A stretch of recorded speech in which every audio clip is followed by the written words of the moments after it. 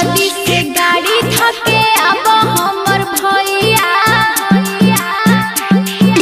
जल्दी से गाड़ी धके अब हमर भैया जल्दी से गाड़ी धके अब हमर भैया छिए पवन त्योहार भाई बहन के प्यार राखी बंधवा हो मोरे भैया कैसे के गाड़ी धके अइयो हमर बहिना कैसे के गाड़ी धके अइयो हमर बहिना लागी गेलो लॉकडाउन बंद भेलो सगरे टाउन की बताइयो होगे प्यारी बहिना जल्दी से गाड़ी धके अब हमर भैया जल्दी से mix by Guddu Gudesh music by Lal Babu Raja जल्दी से गाड़ी धके अब हमर भैया जल्दी से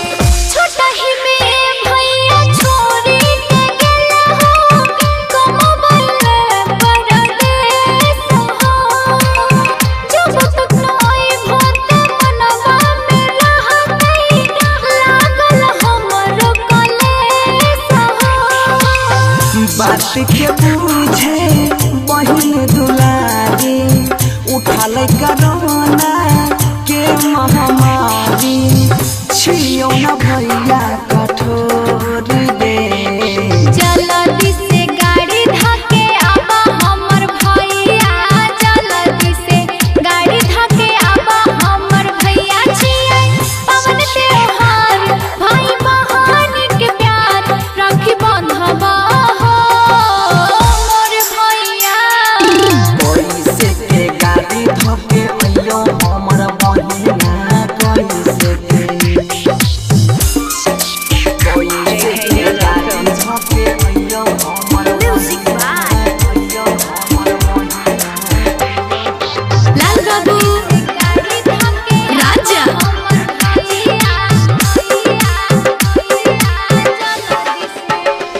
जाए के बेरिया में वादा तू कैला हो हर साल ओई बागे दुख सुख में तो हर साथ ने छोड़बा बन के खेबैया लागे दुख के लाचारी देखी के समैया बाबू बेमारी कमजोर मैया बहै छै अखिया से लोर दे जल्दी से गाड़ी धके अब हमर भैया जल्दी से गाड़ी धके अब हमर भैया छिए पवन त्योहार भाई बहन के प्यार राखी बंधवा हो मोर भैया कैसे के गाड़ी धके अइयो हमर बहिना कैसे के जय मां कत्यानी रिकॉर्डिंग स्टूडियो मानसी एक कन्या JK Yadav Films